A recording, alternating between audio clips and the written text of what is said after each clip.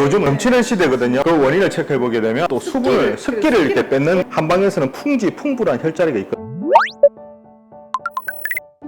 안녕하세요. 유관방 잔소리쟁이 안유미 원장. 소장이 최미호 원장입니다. 오늘 정말 덥잖아요. 그렇죠. 이렇게 더우면서 무더위가 아침부터 기승을 하는데 하다 보니까 에어컨도 맨날 틀어야 되고, 하루 종일 켜놓죠. 아니면 선풍기라도 켜야 되는데 아무래도 애나 어른이나 지금 냉망병, 뭐 장염이나 식중독이라든지 이게 날씨하고 관계된 질환이 지금 유행하고 있습니다. 코로나 때문에 그래도 요즘에 좀 개인 위생에 좀 철저한 편이라서 평상시 그런 여름이라든지 그런 것보다는 좀 덜하긴 하지만 여전히 많이 아픈 애들은 아프거든요. 특히 요즘은 바깥에 많이 다니지를 못하다 보니까 에어컨 많이 밑에 있어서 사실은 피부가 더 건조해지는 이런 냉방병 이런 것들에 노출이 많이 되어 있어요. 어린이 이게 냉방병이라는 것 자체가 여름철 실내 냉방기 사용, 에어컨이라든지 뭐 선풍기를 사용하면서 나타나는 감기와 비슷한 증상으로 두통이라든지 콧물, 기침 같은 호흡기 증상부터 시작해서 소화불량, 설사 같은 위장 장애가 나타날 수 있습니다. 그렇죠. 그리고 아까 말씀 피부가 건조해져서 그렇죠. 의외로 더 여름에 심해진 아이들도 어른도 있습니다. 그리고 이제 너무 낮은 온도에서 아이들이 지내다 보니까 이게 자율신경계가 이게 낮은 체온을 계속 높이기 위해서 에너지가 더 많이 필요하게 되거든요. 그렇죠. 그러다 보니까 평상시보다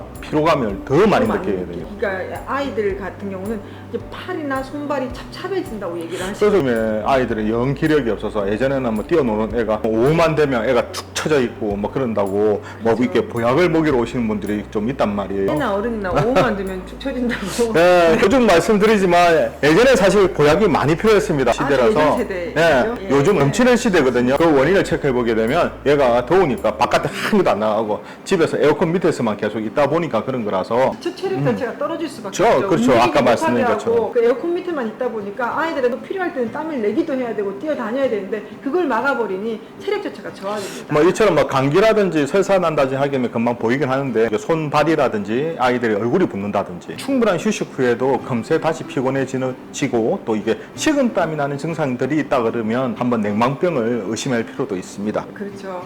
식은땀이 밤에 많이 나는데요. 낮에는 에어컨 밑에서 땀날 겨를 없이 계속 차갑게 냉방을 시키기 때문에 밤에 그 땀들이 계속 킨다고 하더라도 잘 때 땀이 나는 아이들이 있거든요. 근데 또 땀이 식으면서 감기에 온상이 될 수 있기 때문에요. 이 냉방병 그냥 무시하고 넘어갈 수만은 없습니다. 하여튼 여름철 건강 실내 온도는 26도에서 28도인데 사실 덥습니다 이것도. 근데 그렇죠. 이제 자꾸 너무 차갑게 하다 보니까 몸이 너무 차가워지게 되는데. 그러면 어떻게 예방하면 될까요? 그래서 어린이들 같은 경우도 조금 인식을 하셔야 되는데 일단은 실내에서 그 아이들이 많이 생활하고 에어컨이 냉방기를 안 클 수가 없잖아요. 그래서 일단은 너무 건조한 걸 조금 피해줘야 됩니다. 냉방기가 실내에 이게 기온을 이렇게 낮추면서 또 습기를 이렇게 뺏는 그게 있거든요. 그래서 시원한 거거든요. 그래서 되게 건조해지게 되는데 이렇게 되면 호흡기까지 건조해진단 말이에요. 그리고 호흡기가 건조해지게 되면 이게 점막이 건조해지면서 세균에 대한 저항력이라든지 이게 떨어지면서 면역력이 떨어지는 거죠, 말 그대로. 그래서 몇 시간에 한 번씩은 저는 환기를 시켜주라고 하거든요. 그죠. 1시간에 한 번은 한 10분 정도, 15분 정도 환기를 시켜줘야지 공기도 순환이 되고. 그래서 이제 환기를 통해서 실내 습도가 60% 이하 안 떨어져 조심해 주시면 좋겠고, 냉방기 사용하실 때 물을 조금 자주 마셨으면 좋겠는데, 가급적이면 사실 이 여름에 이 말 하기도 그렇지만 좀 따뜻하든지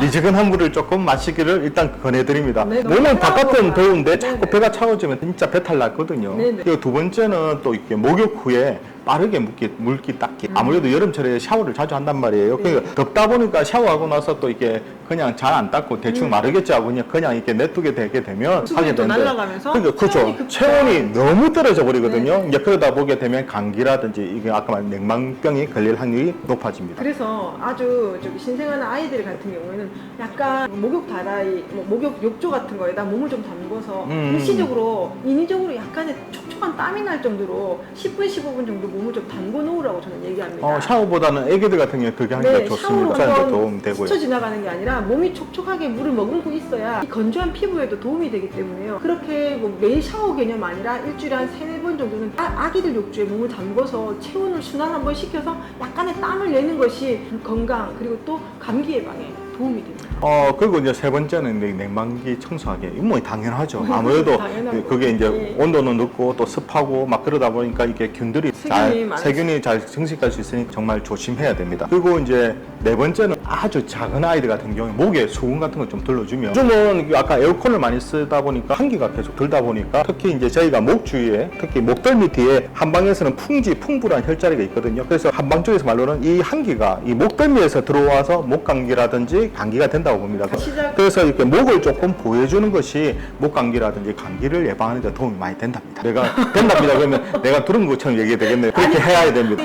한의원에서도 풍부 혈자리를 굉장히 이용을 많이 하시면 남의 얘기처럼 얘기하시네요. 그러네. 자, 그래서 이제 그것도 한 어떻게 보면 팁이라고 할 수 있습니다. 네. 풍지 혈자리로 알려는 드려야 될 것 같아요. 그냥 목덜미라 생각하시면 됩니다. 왜냐면 여기다가 침을 놓고 마사지 하는 것이 아니라 그냥 아까 목덜미 수건 같은 걸로 해서 보여주는 정도만 해도 도움이 많이 되거든요. 이쪽의 영상을 많이 찍어 놓진 않았지만 이제 좀 찍어서 그 아이들이나 어른들이 쭉 집에서 활용하기 쉬운 혈자리로 제가 한번 시간 되면 한번 해보겠습니다. 영상 한번 찍어보겠습니다. 자, 이처럼 이렇게 궁금한 조가 정보는 언제든지 댓글 달아주시면 준비해 보도록 하겠습니다.